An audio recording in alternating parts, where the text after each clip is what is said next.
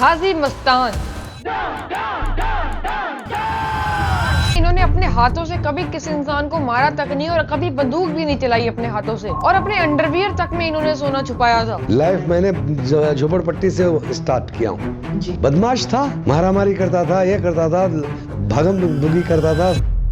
हाजी मस्तान, पूरा नाम मस्तान हैदर मिर्जा, तमिलनाडु के कोडिलोर गांव में पैदा हुए। इनके फादर साहब किसान थे, लेकिन इनके पास इतनी जमीन नहीं थी कि इनका घर चल सके। तो तब मस्तान 8 साल के थे जब ये अपने फादर साहब के साथ बॉम्बे आ गए। फिर यहाँ इन्होंने अपनी एक साइकिल रिपेयर शॉप खोली। जहाँ पर इनकी दुकान थी ना, वहाँ बहुत बड़ी बड़ी बिल्डिंग्स थी और अमीर लोगों की गाड़ियाँ आती जाती रहती थी इनकी दुकान के सामने। तो मस्तान अमीर लोगों की लग्जरी गाड़ियों को आते जाते देखते रहते थे, और इनको तब हिंदी या इंग्लिश कुछ भी नहीं आता था, बस तमिल आती थी। तो जब ये 18 साल के हुए तो बॉम्बे डॉकयार्ड में ये कुली की नौकरी लग गए। जैसे कोई दुबई, हांगकांग में शिप्स में सामान आता था कंट्रो में, तो ये वहाँ से वो कंट्रो से सामान उतारते थे, और ये बहुत ही ज्यादा हार्ड वर्किंग काम था। इनकी ये खासियत थी, कह लो कि ये लोगों से रिलेशन बहुत इजीली बना लेते थे। तो इनके डॉक में भी बहुत ज्यादा रिलेशन बन गए थे लोगों के साथ, और यहाँ से इनका डॉन बनने का सफर लगभग शुरू होने लगा था। तो इनके डॉक पर एक शेर खान पठान करके इंसान था। वो क्या करता था, वो इन मजदूरों से हफ्ता लेता था। तो फिर शेर खान मजदूरों से फिर से हफ्ता लेने आया और मजदूर लाइन में लगे होते थे। तो उसमें से 10 मजदूर गायब थे। तो वो 10 मजदूर हाजी मस्तान और उसके दोस्त थे, जिन्होंने एकदम से शेर खान पर हमला किया और उसको बहुत मारा। फिर अगली बार शेर खान कभी हफ्ता लेने नहीं आया उनसे। और अब थोड़ी मस्तान की जिंदगी पलटनी शुरू हुई थी। तो इनके एक दोस्त ने इन्हें स्मगलिंग करने की सलाह दी। दुबई से इलेक्ट्रॉनिक सामान, गोल्ड, बिस्कुट, ज्वेलरी, वॉचेस आएंगी, इन्हें वो छुपाकर पोर्ट से बाहर निकालनी है बस। बिकॉज ये उस टाइम इलीगल था और इन चीजों में बहुत ज्यादा हैवी टैक्स लगता था। तो मस्तान को 10% मिलता था अगर वो कोई भी सामान वहाँ से निकालता था इलीगली। तो अब मस्तान की इस काम में काफी पकड़ हो गई थी, लेकिन सब ठीक चल रहा था। फिर एक दिन मोहम्मद अल गलीब दुबई से गोल्ड लाए और उन्हें हाजी मस्तान की हेल्प चाहिए थी बाहर स्मगल करने के लिए। तो जब मोहम्मद साहब मस्तान को सोना पकड़ा ही रहे थे कि पुलिस ने इनको चारों तरफ से घेर लिया और मोहम्मद साहब को पकड़ कर ले गए और हाजी मस्तान भाग गए सोने के साथ। तो जब 3 साल की जेल के बाद मोहम्मद साहब बाहर आए तो उनके पास कुछ भी नहीं था, लेकिन जब वो मस्तान के पास पहुंचे तो मस्तान ने जितना भी उनका सोना था सारा रखा हुआ था और उनको सारा सोना वापस कर दिया जैसा था वैसा। तो मोहम्मद साहब ने मस्तान से पूछा कि तुमने ये सोना बेचा क्यों नहीं? तो मस्तान ने कहा, मेरे पिताजी ने कहा है कि कोई देखे या ना देखे, लेकिन भगवान सब देखता है, तो हमें सच के राह पर ही चलना चाहिए, फेथ के साथ ही चलना चाहिए। और खुद वो स्मगलिंग का काम करते थे। तो इसी तरीके मस्तान ने बिना लड़ाई झगड़े के, बिना वायलेंस के लोगों का दिल जीता और इज्जत कमाई है। जहाँ हम डॉन के नाम पर सोचते हैं भाई कितना ही खतरनाक इंसान होगा, लेकिन इनका अंदाज ही कुछ अलग था। और फिर पता है मोहम्मद साहब ने क्या किया, मस्तान को अपना आधा गोल्ड दे दिया और अपना पार्टनर बना लिया, और उन्होंने मस्तान के अलावा किसी और के साथ कभी बिजनेस भी नहीं किया। और अब हाजी मस्तान का लेवल बहुत बढ़ चुका था। और फिर 1950s में मस्तान की यारी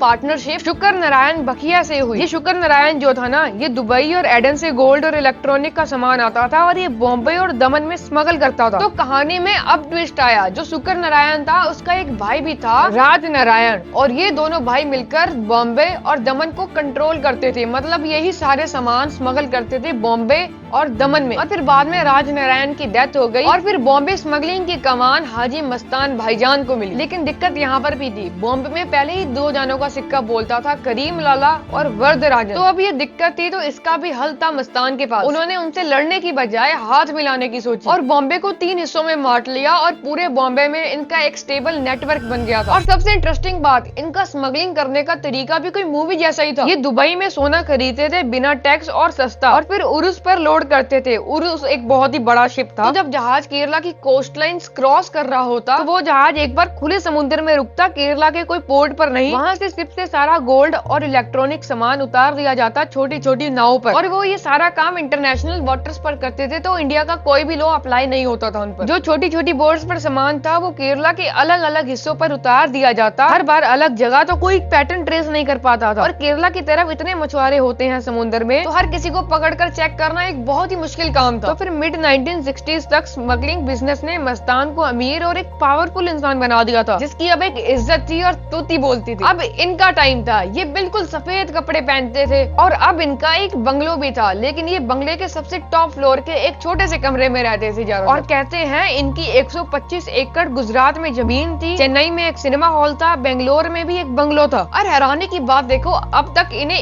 इंग्लिश और हिंदी बिल्कुल भी नहीं आती थी, ये बस तमिल में बात करते थे और अगर कोई इनसे इंग्लिश में बात करता था तो ये कह देते थे। पर अब एक और ट्विस्ट आ गया। कोई ईमानदार कस्टम ऑफिसर इनके बिजनेस को खराब कर रहा था। इन्होंने बहुत कोशिश की उसे मनाने की, लेकिन वो नहीं माना। फिर क्या हुआ, मस्तान ने उसका ट्रांसफर करवा दिया। और इंटरेस्टिंग बात, ये खुद पर्सनली जाकर एयरपोर्ट में उस ऑफिसर को गुड बाय कहने गए थे। और कुछ लोग तो हाजी मस्तान को रॉबिन हुड भी कहते हैं, क्योंकि इनके बंगलों के बाहर गरीबों की भीड़ होती थी तो वो उन गरीबों को दान देते रहते थे। हाजी मस्तान की 3 बेटियां थी, तो इनका कोई बेटा नहीं था, तो इन्होंने एक बेटा अडॉप्ट किया, सुंदर शेखर। और इनका बेटा बताता है इंदिरा गांधी का बेटा भी, संजय गांधी, इनके घर में इनसे मिलने आता रहता था। इतनी पावरफुल इंसान बन गए थे ये। और अब एंट्री होती है बॉलीवुड की। उन दिनों बॉलीवुड बहुत स्पीड से ग्रो हो रहा था, हर दिन नए सितारे चमकते थे। तो उस टाइम गवर्नमेंट ने बैंक्स को मना किया था बॉलीवुड फिल्म फाइनेंस करने के लिए, यानी फिल्म बनाने के लिए डायरेक्टर्स को बैंक से लोन नहीं मिल सकता। तो डायरेक्टर्स को कहीं से तो पैसा चाहिए था, तो हाजी मस्तान जैसे लोगों से डायरेक्टर्स ने पैसा लेना शुरू किया। मतलब हाजी मस्तान फिल्मों में काफी इन्वेस्ट कर रहे थे। बॉलीवुड उन दिनों में एक वॉशिंग मशीन बन गया था ब्लैक मनी को व्हाइट करने के लिए। तो अब हाजी मस्तान को फिल्म प्रोड्यूसर भी बनना था, तो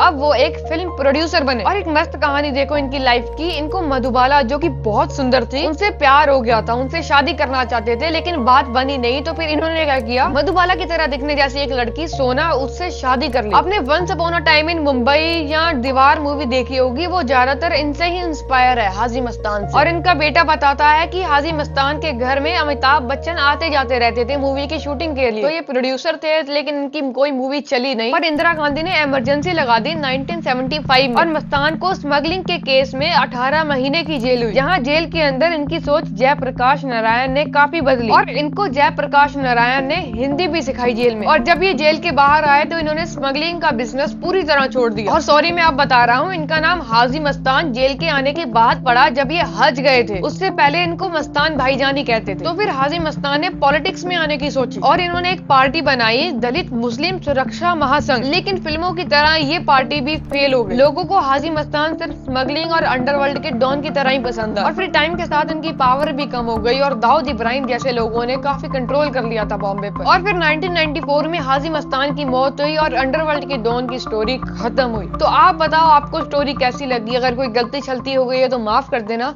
धन्यवाद, और ऐसी स्टोरीज के लिए सब्सक्राइब जरूर कर लेना।